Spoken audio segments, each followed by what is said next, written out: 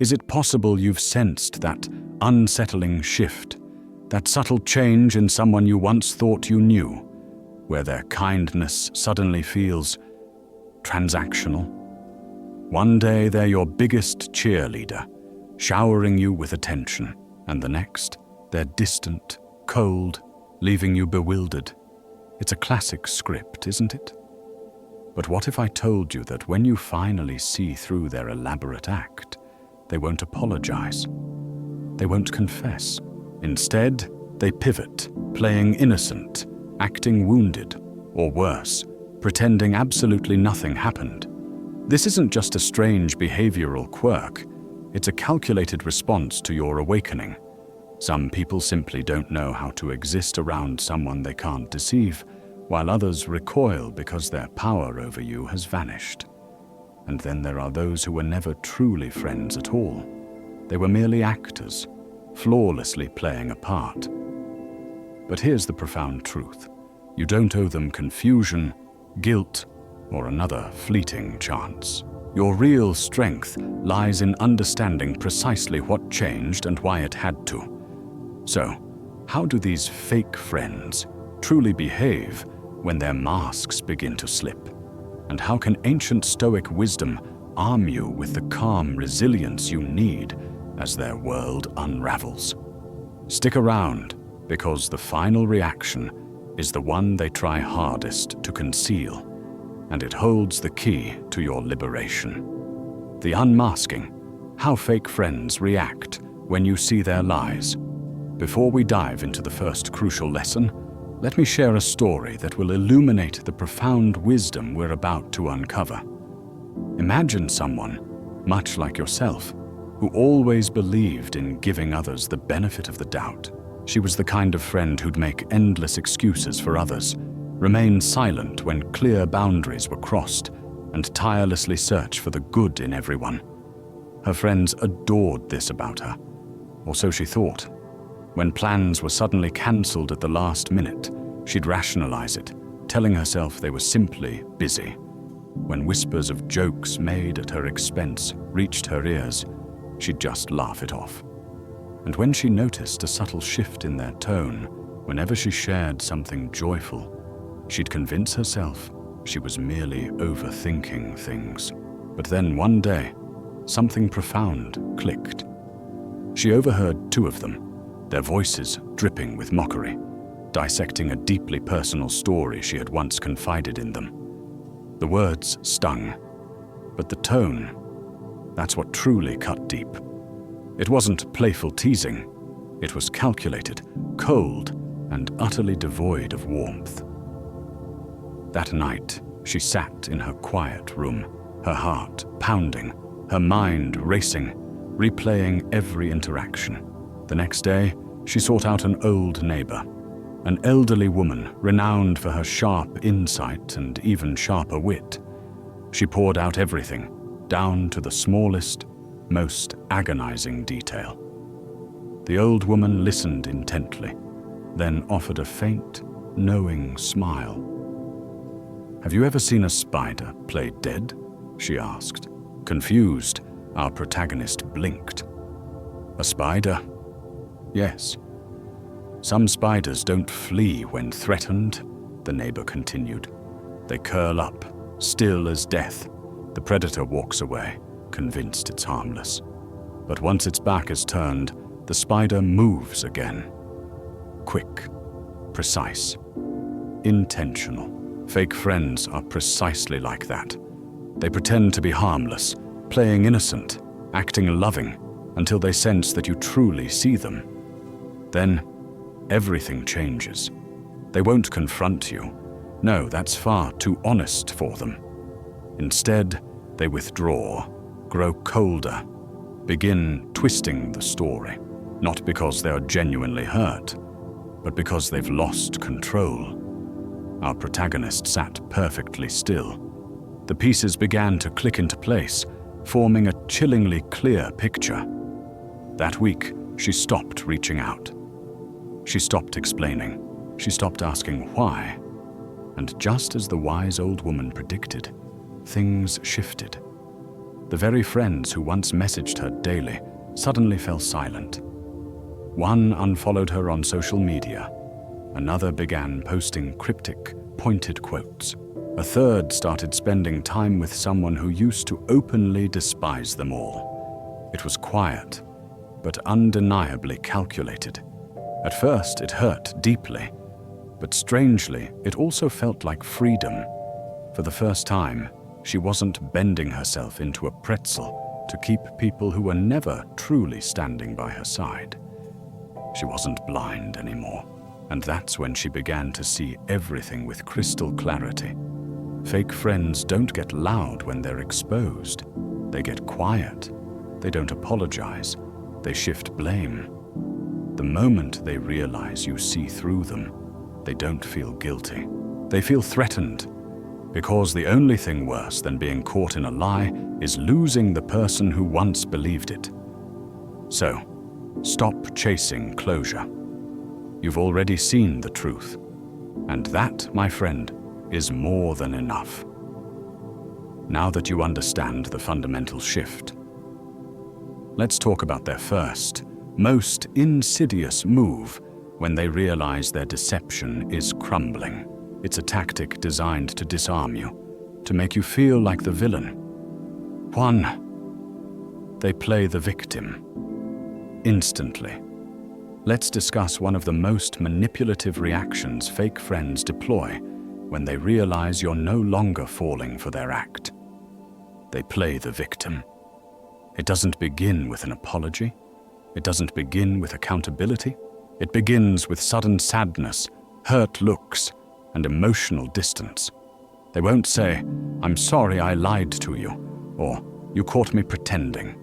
Instead, they skillfully flip the narrative.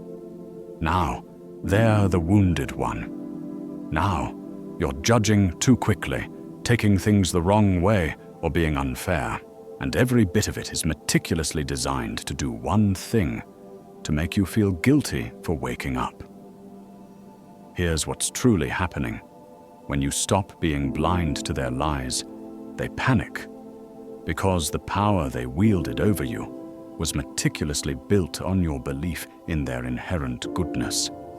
When that fragile illusion shatters, so too does their control. So, instead of embracing responsibility, they reach for a weapon that has always worked before: your empathy. They lean on your compassion, your kindness, your deeply ingrained tendency to give the benefit of the doubt. And suddenly, the spotlight shifts. It's no longer about what they did. It's about how profoundly hurt they are that you could think so little of them. This isn't just deception. It's a brilliant distraction, a calculated tactic to steer your focus away from the uncomfortable truth and back onto their manufactured feelings. This is precisely where Stoic wisdom cuts through the fog. Seneca wisely stated, "The man who is wrong always finds a way to appear wronged." That is the consistent pattern. People who adamantly refuse to be accountable will always, without fail, play the victim. It's not that they are innocent, it's that they are masters at appearing that way. They manipulate perception with surgical precision to preserve their control. But once you recognize this manipulative dance for what it truly is, the spell breaks. Consider someone who had a close friend, someone they trusted like a brother. But over time, they began to notice unsettling patterns, half-truths, excuses that never quite added up, and a loyalty that seemed to flow in only one direction. When they finally confronted this friend, calmly and with irrefutable evidence, the friend didn't defend themselves. Instead, they cried. They claimed to feel attacked, that they never imagined their friend would turn on them like this. For a fleeting second, the accuser almost felt bad. Almost. But then, a crucial memory surfaced. Real friends don't need lies to feel close, and real pain doesn't require a theatrical audience. That momentary pang of guilt faded, replaced by crystalline clarity. They hadn't lost a friend. They had simply lost a manipulator, expertly pretending to be one. So how do you handle it when they instantly play the victim? First, do not, under any circumstances, fall for the performance. Emotion without accountability is merely strategy. Second, stay anchored in the unshakable facts. What you saw, what you felt, what you undeniably know. And finally, allow them to sit with their discomfort. That pain they're so dramatically performing, it's the echo of their mask violently falling off. Let it fall. Because at the end of the day, when you stop being fooled, they stop being powerful. And that, my friend, is the part they fear the absolute most. If you're finding this valuable so far, please consider taking a moment to hit that like button, leave a comment with a simple "thank you," and subscribe to Stoic Marble. Your support truly fuels this work and helps me create more insightful content for you.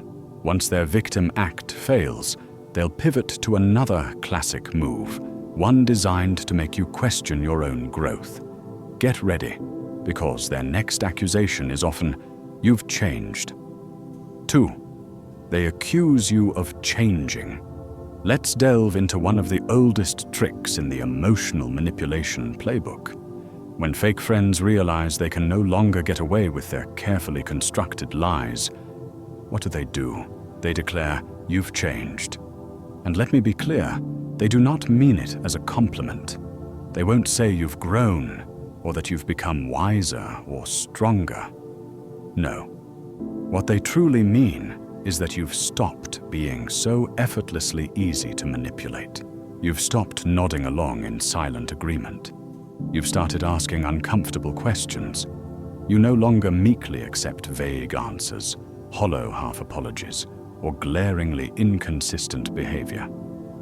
And for someone who meticulously built their entire comfort zone upon your silence and compliance, that profound shift feels like an existential threat. Here's the raw truth of what's unfolding. They aren't genuinely hurt because you've changed. They are hurt because you have fundamentally evolved beyond the narrow, convenient role they so carefully cast you in. You used to be the ever-patient listener, the tireless fixer, the person who never asked for much in return. You gave far too many chances. You absorbed far too many disappointments. And when you finally, courageously declared, "Enough," their fragile illusion cracked wide open. So instead of daring to reflect on their own deeply flawed behavior, they immediately redirect. They label your newfound strength as selfishness, your refreshing honesty as arrogance, your necessary boundaries as betrayal. Because if they were to admit that you're changing for the better, they would simultaneously have to admit that they never truly deserved your unwavering loyalty in the first place. This is precisely where Stoic clarity helps you hold your ground. Epictetus once wisely advised, "If you wish to improve, be content to be seen as ignorant or foolish." What he meant is beautifully simple. Growth often appears as rebellion to people who desperately preferred the older, quieter, more pliable version of you. When you bravely start prioritizing your peace, your truth, your integrity, some people will inevitably perceive that as a direct threat. Let them. Their discomfort is emphatically not your problem. It is merely their visceral reaction to losing control over someone they mistakenly believed would never leave their orbit. Imagine someone who spent years twisting herself into knots for her friend group. She never argued, never questioned, always showed up, no matter the inconvenience. But as she matured, she began to discern the insidious patterns, the subtle favoritism, the thinly veiled lies they told about each other, the countless moments they shamelessly used her inherent kindness as a currency. So she bravely stepped back. She meticulously set boundaries. She stopped replying to every late-night self-serving call. She stopped accepting the same recycled, hollow apologies. And just like that, the tone abruptly changed. "You've changed," they whined. "You're not fun anymore." But she hadn't changed. She had profoundly woken up. And what they so bitterly called change was simply her refusal to participate in her own exploitation any longer. So how do you handle it when they accuse you of changing? First, do not for a single moment feel the need to defend your growth. Growth doesn't require justification from those who benefit from your stagnation. Second, let them talk.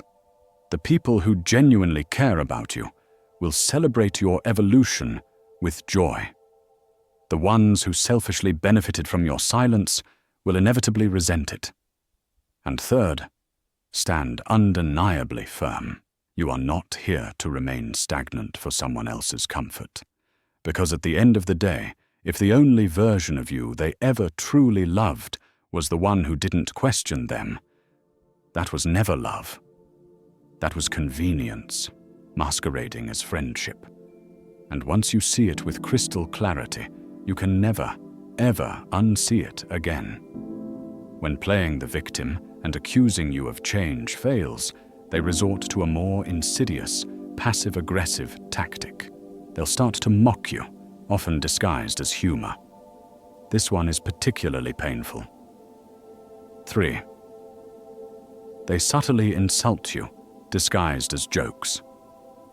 Let's talk about one of the most slippery, venomous forms of fake friendship, when they no longer possess the overt power to openly lie and manipulate you. They subtly switch to mockery, not full-blown attacks, not heated arguments, just jokes. Little comments whispered in front of others, a knowing smirk when you dare to speak your truth, sarcastic remarks that brush right up against your hard-won growth, your new clarity, your authentic self. And when you understandably call them out, they'll scoff. "Relax, it's just a joke." But deep down, you know it's not funny. It never was. It's not humor. It's hostility, sugar-coated and made socially acceptable. Here's the chilling reality of what's truly going on. They know they can no longer manipulate you directly. You've pulled away. You've stopped tolerating the insidious behaviors they use to get away with so effortlessly. So instead of confronting you head-on, they go underground. Passive aggression becomes their chosen language. Their comments seem harmless. "Wow, someone's fancy now. Guess you're too important for us." Or, "You used to be more chill." But every single word is meticulously crafted to sting, to make you question your newly erected boundaries, to make you shrink back into your old, compliant self.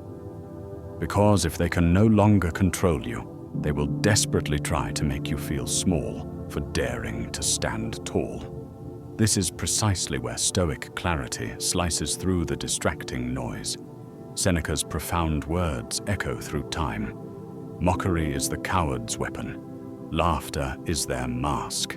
Ponder that for a moment. Real strength has no need to belittle others. Genuine confidence never requires sarcasm to feel superior.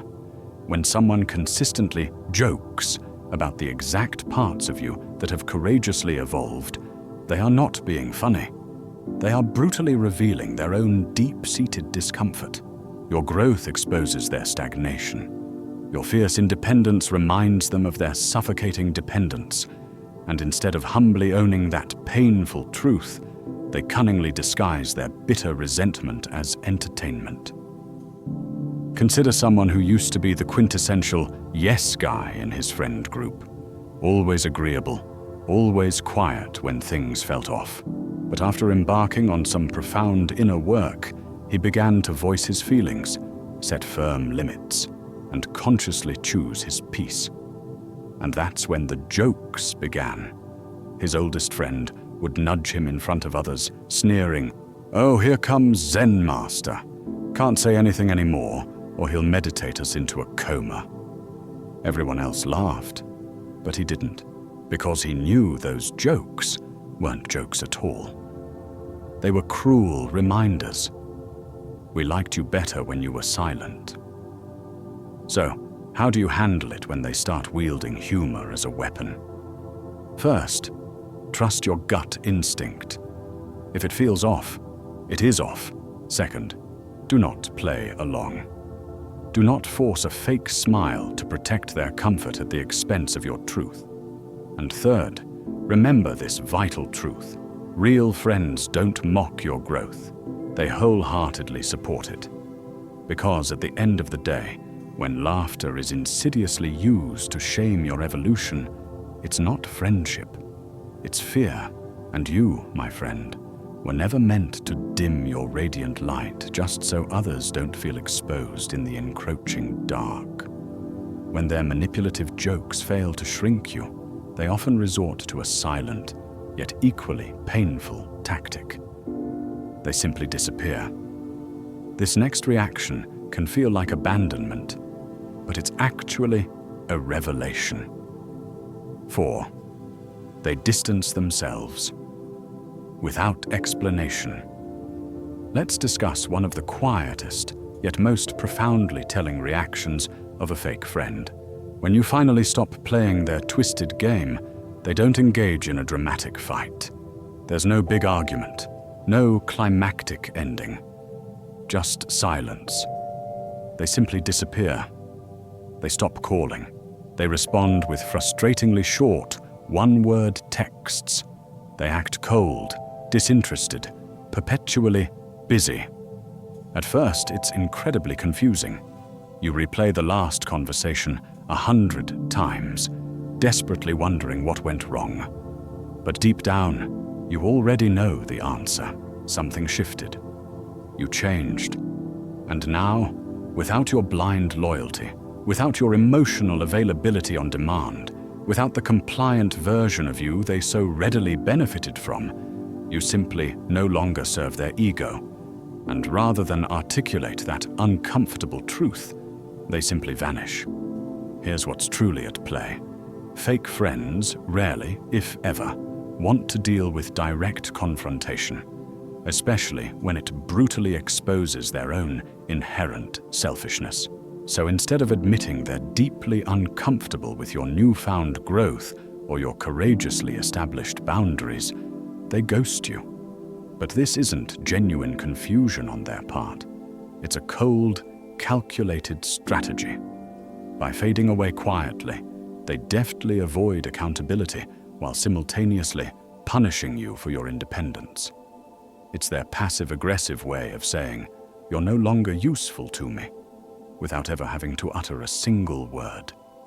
And that silence, that deafening silence, it often hurts far more than an argument. Because you were expecting the warmth of friendship, and instead, you were met with the icy sting of abandonment. This is precisely where Stoic wisdom becomes your unshakable anchor. Epictetus brilliantly observed, "When the wrong people leave your life, the right peace enters." That's not just comforting, it's profoundly clear.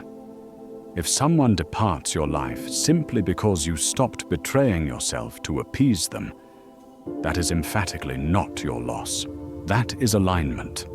When a friendship is meticulously built upon your silence, your tireless sacrifice, your chronic lack of boundaries, it was never, ever real to begin with. Their exit is not a rejection. It is a powerful revelation. Consider someone who had a friend she'd known for years. They did everything together. But she was always the one adjusting, always the one apologizing, always the one making space. Eventually, she bravely started setting boundaries. She stopped over-explaining herself. She stopped rushing to fix things she hadn't broken. And slowly, imperceptibly at first, the calls stopped. The texts grew shorter. The inside jokes faded into oblivion. And then, nothing. It stung deeply. But in that profound silence, she realized something incredibly powerful. She was finally, authentically living as herself.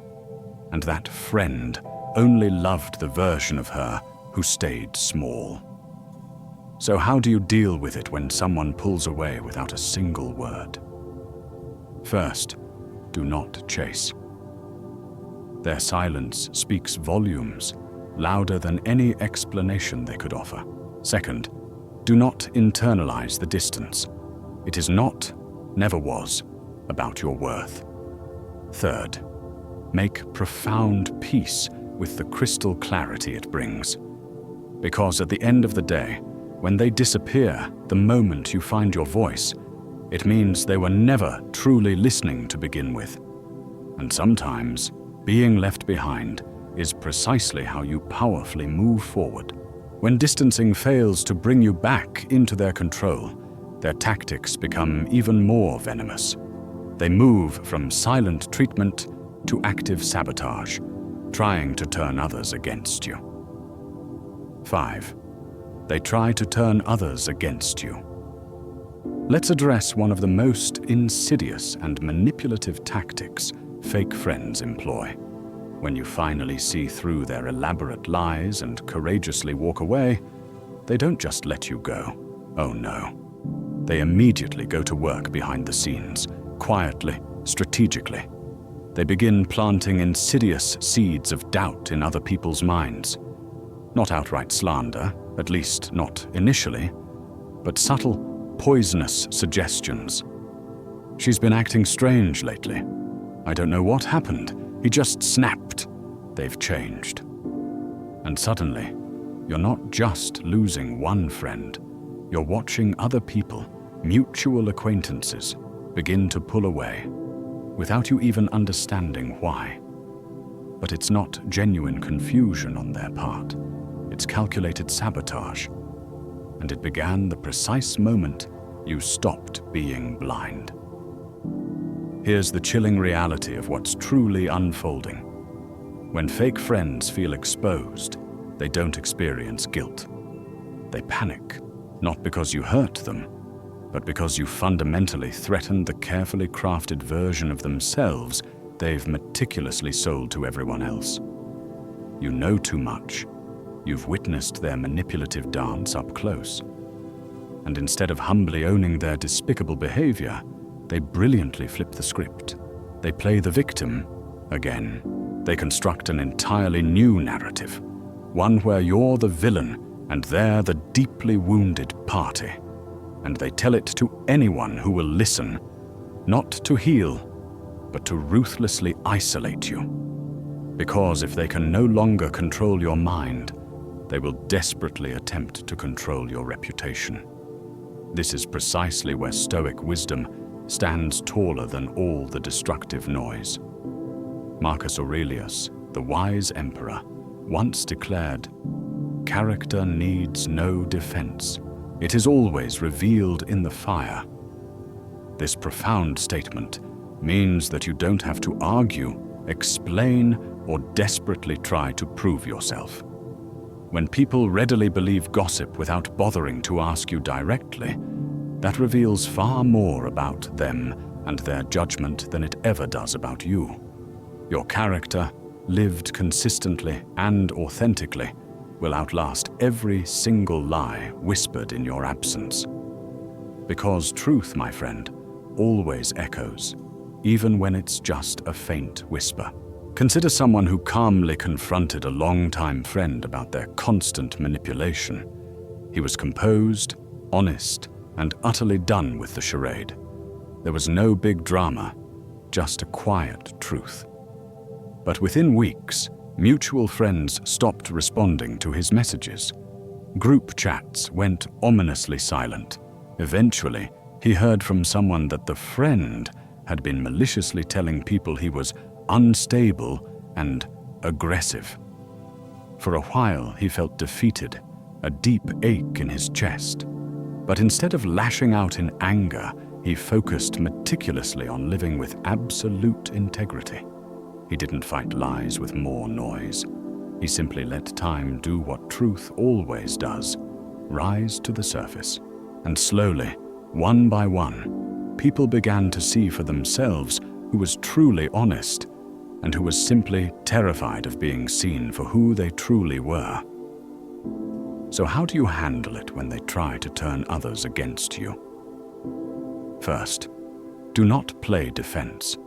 You owe no explanations to those who didn't even bother to ask you directly. Second, keep showing up as your authentic self, calm, steady, whole. Third, remember that the people who are genuinely meant for you will always look deeper than fleeting rumors. Because at the end of the day, when they desperately try to destroy your image to protect their own fragile one, they're not really attacking you. They are desperately running from themselves. And nothing exposes fake friendship faster than your unwavering refusal to stay silent and complicit. When spreading rumors fails, they resort to a final, manipulative accusation designed to make you doubt your own strength. They'll tell you that you're too harsh. This is where your courage truly shines. 6. They accuse you of being too harsh.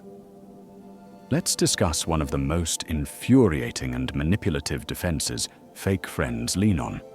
When you finally speak your unvarnished truth, they immediately act as if you're the one who has crossed an unforgivable line. Not because you screamed, not because you insulted them, but because you were simply clear. You named the behavior. You drew a firm line. You bravely declared, "This is no longer okay." And suddenly, they act profoundly wounded. You didn't have to say it like that. That was completely unnecessary.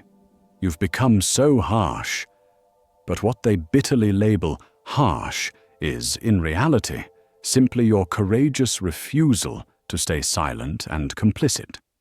Here's the raw truth of what's truly unfolding. People who meticulously build their comfort on deception cannot stand the unforgiving spotlight of clarity. Your directness is an unflinching mirror, and they absolutely despise what it reflects back at them. When you stop sugarcoating, stop diligently protecting their fragile ego, and speak plainly, they are violently forced to confront the emotional damage they've relentlessly caused. And instead of taking genuine accountability, they retreat into a more convenient, self-serving story. One where you're the heartless villain and they're just the deeply misunderstood friend. They don't want resolution. They crave avoidance. And bitterly calling you harsh provides them with that convenient exit. This is precisely where Stoic philosophy offers real, unshakable grounding. Epictetus, with timeless wisdom, said, "He who fears the truth seeks comfort in illusion." That's the core of what's happening. Fake friends would rather desperately paint your truth as cruelty than bravely face the painful reality of their own destructive behavior. But do not for a single second let their discomfort convince you to dilute your powerful voice. Truth, when spoken from a place of calm and unwavering courage, is not an attack. It is a sacred boundary. And boundaries are not betrayals.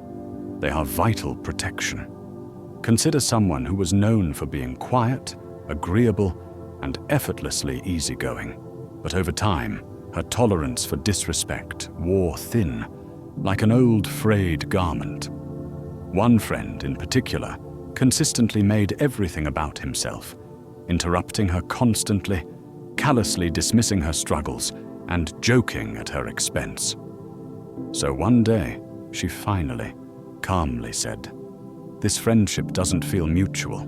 I feel unheard and disrespected." She didn't yell. She didn't accuse. She simply stated what was undeniably real. And the response? He immediately told others she was mean, cold, and not the same anymore. But she didn't shrink. She stood firmly by her words. And in time, she realized that the people truly worth keeping in her life never, ever needed her to stay quiet, to stay close. So how do you handle it when they accuse you of being too harsh? First, ask yourself, were you cruel or were you simply clear? Second, if your words originated from truth, not spite, then stand firmly by them. Third, do not, under any circumstances, let guilt talk you out of your hard-won growth, because at the end of the day, calling someone too harsh is often just the final, desperate defense of someone who simply cannot handle honesty. And if clarity costs you a fake friend, it's a price well paid for your peace. After all their tactics fail, there's one last, undeniable reaction you'll witness. It's the moment the mask doesn't just slip, it shatters, revealing their true colors. This is the breakthrough you've been waiting for. 7. They eventually reveal their true colors. Let's talk about one of the most inevitable, liberating outcomes of seeing through fake friends. Eventually, after all their desperate attempts to control you fail, the mask doesn't just slip, it falls completely. It rarely happens in one dramatic explosion. Instead, it slips slowly, subtly. A pattern becomes terrifyingly clear. A casual comment cuts deeper than ever before. The silence gets longer, more profound. And the more you stay grounded in your truth, the more their carefully crafted performance crumbles into dust. At first, they might desperately try to maintain the illusion. Warm messages, half-hearted support, subtle manipulation wrapped in feigned concern. But when they realize you're no longer playing your old, convenient role, the agreeable one, the quiet one, the easy-to-use one, they stop pretending, and what was once meticulously hidden becomes utterly impossible to unsee. Here's the profound truth of what's truly transpiring. Fake friends rely entirely on your denial. As long as you continue to give them the benefit of the doubt, as long as you make excuses for their behavior, they thrive. But when you bravely stop justifying their actions, when you refuse to ignore the glaring patterns, when you stop rewriting the painful story to protect their fragile image, they lose all power over you. And when that power fades, their true, ugly character rises to the surface. No more charming smiles, no more saccharine sweetness, just cold detachment, petty vindictiveness, and the kind of passive aggression that can no longer be explained away with convenient excuses. They reveal themselves not because you changed, but because you courageously stopped pretending not to notice. This is precisely where Stoic wisdom becomes a powerful torch, illuminating the dense fog of deception. Seneca, with his timeless insight, declared, "Time is the wisest counselor. It always exposes the truth." And it does, unfailingly. You don't have to force a painful confrontation. You don't need to frantically dig for answers or explanations. Just give it time. Truth doesn't hide forever. People can only wear masks for so long before discomfort, resentment, and a fragile ego violently break through the seams. And when that inevitable happens, do not be surprised. Be profoundly grateful, because clarity, no matter how initially painful, is an undeniable gift. Consider someone who, for years, had a best friend who always played both sides. Supportive when it was convenient, but strangely distant when his friend needed him most. He used to make endless excuses for it. He's just busy. That's just how he is. But one day, after making a significant life change, moving on from a toxic job, growing more confident, pursuing his true passions, his friend secretly resented his growth. That friend simply stopped reaching out. No fight, no goodbye, just deafening silence. And through mutual acquaintances, he slowly learned of the cruel, whispered things said behind his back. That was the pivotal moment the truth finally surfaced. not because he frantically hunted for it, but because time, as it always does, revealed what true character invariably shows. So how do you handle it when they finally show their true colors? First, do not look away. Accept what is unequivocally being shown to you, no matter how painful. Second, do not argue with the reveal. Their actions are their confession. Third, do not mourn a mask. You are never truly friends with who they pretended to be. Because at the end of the day, when someone shows you who they really are, it's not a betrayal. It's a profound breakthrough. And it's the precise moment you stop being fooled and courageously start being free. If you believe this video can help others, please give it a like. It helps the YouTube algorithm show it to more people who need to hear this message. And don't forget to subscribe for more awesome content coming your way. Share your thoughts in the comments below. I will definitely reply. Thank you.